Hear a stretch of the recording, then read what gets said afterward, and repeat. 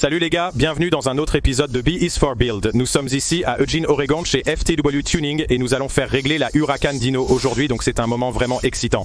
Nous allons enfin pouvoir afficher des chiffres de puissance, vérifier si tout fonctionne correctement et vraiment voir ce que cette voiture peut faire avec la configuration que nous avons. Donc nous allons commencer à la décharger et nous allons la déplacer à l'intérieur. Nous allons faire une inspection technique, vérifier tout et nous assurer que tout est sûr avant de monter sur le Dino. Et ensuite nous commencerons à la laisser déchirer.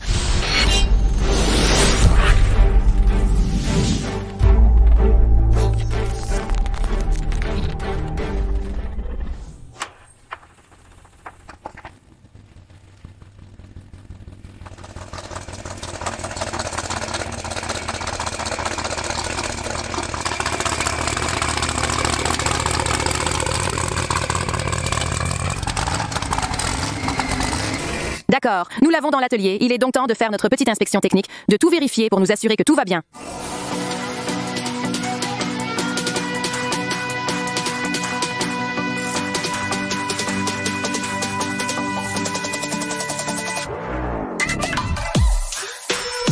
D'accord, donc nous faisons un petit changement rapide ici. Pour l'instant, nous avons notre aspiration qui va à nos wastegates pour les ouvrir quand nous en avons besoin et ils sont tous basés sur la pression du ressort. Mais comme nous sommes sur le banc d'essai, si nous voulons continuer à changer la pression du ressort d'avant en arrière, ils vont devenir extrêmement chauds et être une véritable douleur. Donc nous allons simplement installer rapidement un petit contrôleur de boost manuel et cela change simplement la quantité d'aspiration qui va à la wastegate. Donc elle s'ouvrira plus tard et nous donnera plus de boost en fonction de combien cela est tourné dedans et dehors. Donc nous allons aller de l'avant et prendre une de nos lignes d'aspiration, la dévier, les faire entrer dans les turbos, faire entrer cela au milieu et nous serons prêts à partir.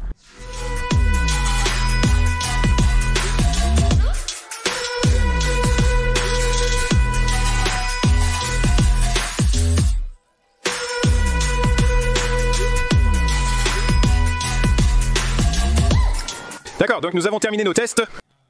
Nous avions quelques boulons de wastegate desserrés car jamais serrés depuis le déballage, causant une légère fuite. Nous avons effectué un test de compression réussi et sommes prêts pour le banc de puissance. Nous allons sortir le moteur et le placer sur le banc.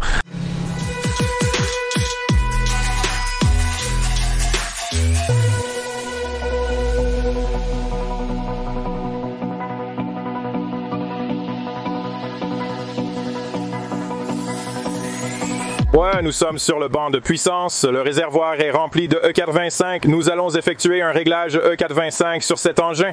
Notre capteur de carburant flexible est là-bas, mais pas encore câblé. Et les gars ici vont le câbler pour nous plus tard. Pour l'instant, nous allons régler cette chose sur E85 et nous concentrer sur quelques poteaux électriques car il se fait tard. Nous nous concentrerons sur les poteaux électriques et les laisserons faire des réglages ultérieurement, donc remplis de U85. En remorquant cette chose à reculons, le volet a attrapé trop de vent et a cassé le verre. Notre conception est bonne. Le problème est qu'une partie du silicone n'a pas atteint l'arrière. Tout aurait dû être complètement scellé. En fait, c'est une bonne chose que cela se soit cassé. Nous savons maintenant qu'une pièce n'était pas étanche. Nous allons donc en reconstruire un, commander un nouveau morceau de carbone, en reconstruire un rapidement. On peut réellement l'installer de la bonne manière cette fois. C'est un petit peu de délai de SEMA qui nous a fait défaut. Donc nous sommes prêts à y aller. Il va se lancer et mettre un peu de réglage pour le rendre un peu plus intelligent et ensuite nous viserons la puissance. C'est vraiment étrange de faire passer une voiture au banc d'essai avec de si grandes attentes. Comme nous visons littéralement une puissance de 1000 chevaux. Il est étrange que vous sachiez que nous pourrions atteindre 700 et être légèrement déçus. Quand nous y parviendrons, nous n'organiserons pas une grande fête. Sur celui-ci, nous espérons que les chiffres ne nous échapperont pas. Notre transmission fait des bruits intéressants après l'installation des engrenages de chute. Nous aurions pu faire quelque chose de mal, ou c'est simplement comme ça que ça va sonner maintenant. Pas terrible. Cela semble indiquer un problème potentiel, mais nous avons décidé de l'envoyer car ce que nous pensons être le problème n'est pas vraiment grave. Nous y allons, voici les premières tractions.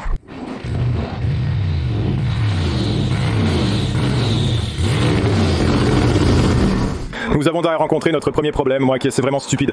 La ligne de vide qui va du collecteur d'admission à l'essu est en quelque sorte elle est pliée. Elle a un pli quelque part, donc nous sommes en train de la traquer et nous allons essayer de la comprendre. Sur un banc d'essai, il y a souvent de nombreux problèmes à résoudre, en particulier lors de la première tentative. Eh bien, c'est un problème. Il y a une bille à la fin de notre T-valve. Nous ne savons pas d'où vient la bille.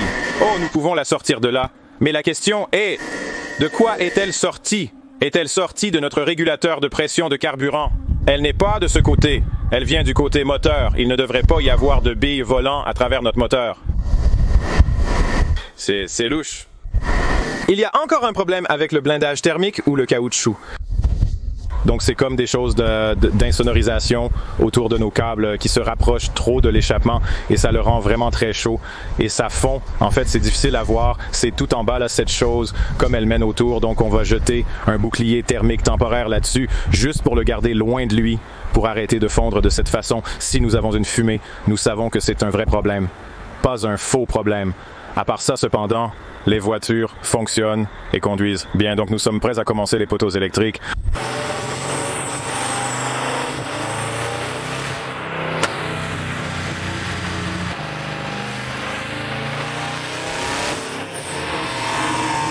Nous sommes arrivés à 500 sans vraiment faire grand-chose. 674 sur le couple, ce n'était même pas. Un vrai tirage, oh ça devient excitant.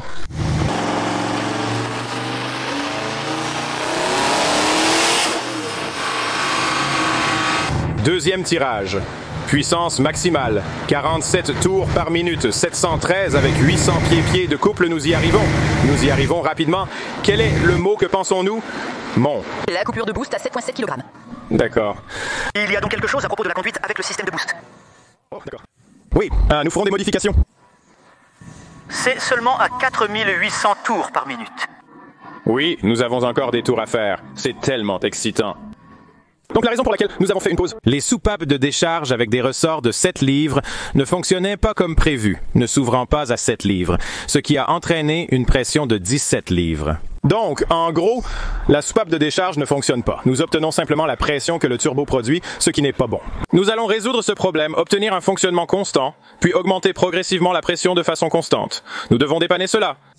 Il y a quelques différences et nous avons également modifié toute notre configuration plus tôt aujourd'hui. Donc, nous allons simplement dépanner à travers tout ce système et ensuite le comprendre. Et ensuite le remettre en marche. Tout.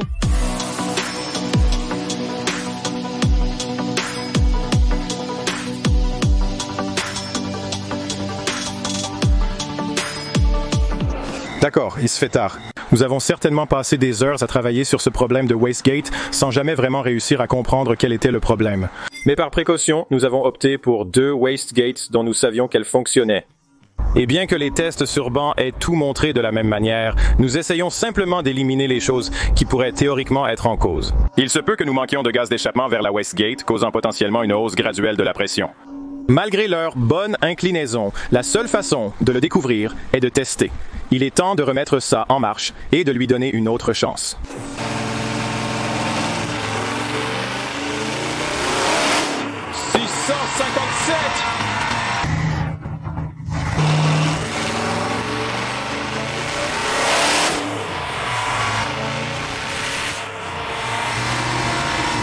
Les chiffres vont dans le mauvais sens pour le moment. Ce que ce tirage fait, c'est qu'il règle les ratios air-carburant à faible pression afin que nous ne fonctionnions pas pauvres en haut.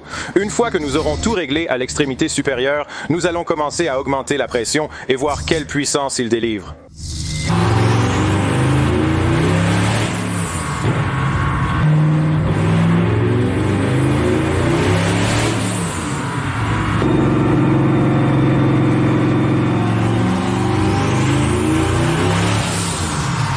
Ayant le même problème étrange de fuite de pression. Et maintenant, la voiture ne veut pas démarrer. Elle agit comme si elle ne pouvait pas obtenir assez de puissance pour le démarreur. Donc, soit notre démarreur est un morceau de ferraille, ou... Quelque chose d'autre ne va pas, c'est étrange. Après avoir fonctionné longtemps, le démarreur ne veut plus démarrer. Nous avons donc beaucoup de problèmes avec notre démarreur. Vous pouvez voir que ce câble juste ici qui se connecte... Le solénoïde de démarrage principal au démarreur est grillé et on l'a vu fumer plusieurs fois. On savait qu'on allait avoir des problèmes. Il est tard, ces gars ont été très gentils de rester réveillés pour nous aider à atteindre notre objectif, mais on n'est pas sûr que ce sera possible. Alors, il est temps de devenir vraiment créatif maintenant pour voir si nous pouvons construire une sorte de moyen de relier ces deux connexions et lui donner un autre envoi les doigts croisés.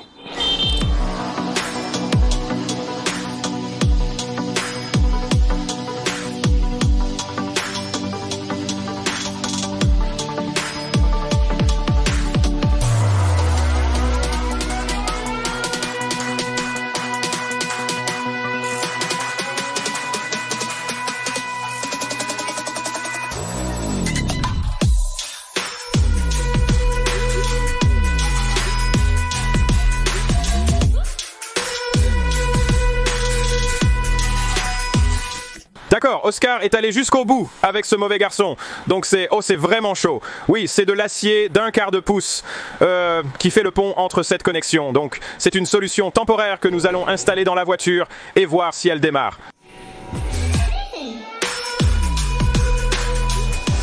Nos changements de démarreur ont fonctionné. Oscar a pu démarrer le véhicule. Merci pour l'avertissement, Oscar. Alors, nous y allons. Je suis tellement heureux que la voiture redémarre même simplement. Ces gars ont été incroyablement généreux pour rester ici très tard. Il est déjà 10 heures du soir et avec cette panne de démarreur, c'était juste dévastateur parce que nous savons que nous pouvons atteindre la barre des 1000 chevaux. Je suis vraiment content que la voiture redémarre. Et maintenant, nous ne l'éteindrons probablement plus et nous allons juste l'envoyer à fond. Si nous avons le problème de suralimentation, nous allons fixer une coupure de suralimentation à 25 PSI et nous allons juste la monter jusqu'à là et ensuite résoudre le problème de suralimentation plus tard.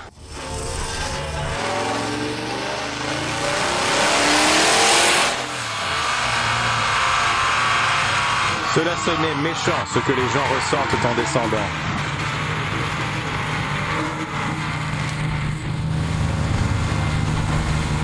« 705, 4500, 800 livres-pieds de couple. »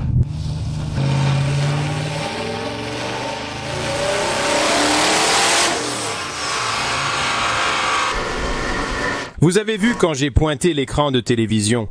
Nous construisons une grande puissance à un très faible régime. 4800 tours par minute ou 700 chevaux, des chiffres impressionnants, même si ce n'est pas le point de mire. Vous savez, 850 pieds-ponts de couple. 713 chevaux de puissance. Nous avons de bons chiffres, mais ça s'essouffle toujours dans cette plage de 4000 tours par minute. Et il disait que pendant qu'il conduisait la voiture, nous pensions que nous atteignions une coupure de boost. Et il s'est avéré que c'était en fait comme si toute l'unité de contrôle électronique s'éteignait, ce qui est un problème incroyablement bizarre. Vous savez, nous avons tous nos câbles de mise à la terre corrects. Ce serait étrange si nous n'avions pas tous nos câbles d'alimentation et le reste correctement installés. C'est étrange, on vérifie le journal de données pour voir ce que fait la tension à l'intérieur de la voiture. Elle reste stable, sans monter en flèche, ni faire quoi que ce soit de fou. C'est donc une chose vraiment bizarre. Nous allons essayer de dépanner ce que nous pouvons, mais honnêtement, cela pourrait être le coup de grâce. C'est difficile. D'accord, donc nous avons trouvé une cause de mise à la terre que nous utilisions sur le châssis et c'était une variole dans le châssis et cela a fonctionné. En quelque sorte, cette chose s'est détachée. Nous avons donc dû prendre tous les câbles de mise à la terre qui allaient à cela et les déplacer vers un point de mise à la terre Lamborghini. Donc nous avons fait cela et nous avons confirmé que nous pouvions le faire bouger et faire en sorte que l'unité de contrôle électronique s'éteigne réellement en le faisant bouger et puis nous confirmons qu'il ne fait plus cela. Donc ce serait vraiment bizarre s'il s'éteignait toujours très régulièrement à cet endroit. C'est la première chose fausse que nous avons trouvée, donc nous avançons. Nous l'avons réparé et maintenant voyons comment ça se passe. J'espère que ça marche, mec. Allez, ça va le faire. Nous sommes à court d'options. 7200 chevaux. 1200, pas de problème.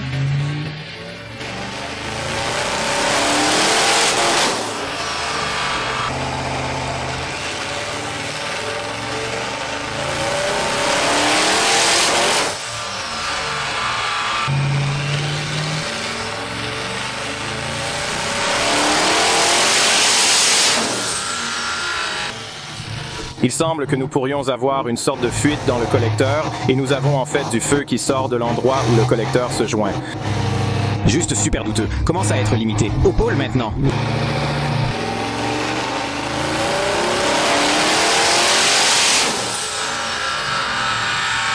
Voyons à quelle pression nous fonctionnons. Donc l'échappement devient incroyablement chaud et provoque d'une manière ou d'une autre des boules de feu lors des retours de flammes dont nous ne sommes pas exactement sûrs de ce qui se passe ici. Ce sont de petites boules de feu, mais quelque chose qui nous préoccupe, mais plus important encore, nous sommes à court de carburant. Nous manquons de carburant et c'est GG, c'est la fin du jeu pour cette chose. Mais voici une note positive. Nous avons réussi à atteindre 800 chevaux une fois que nous avons finalement quitté cette zone de coupure, de boost. Nous avons atteint 800 chevaux avec près de 800 pieds-pound de couple. Ce moteur a tellement plus, il peut prendre tellement plus. Nous devons juste résoudre ce problème avec ce qui se passe là. Pourquoi nous ne pouvons pas obtenir plus de carburant en haut? Parce que nous nous appauvrissons vraiment en haut. Et ensuite, cela provoque et nos échappements deviennent aussi incroyablement chauds.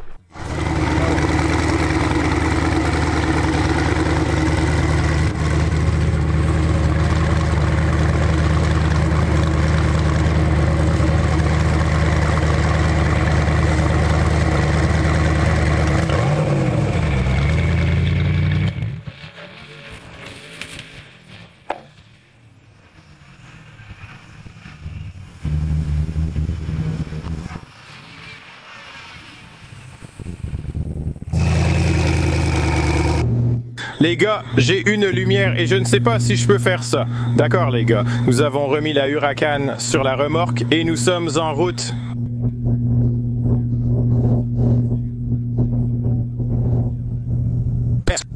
Alors...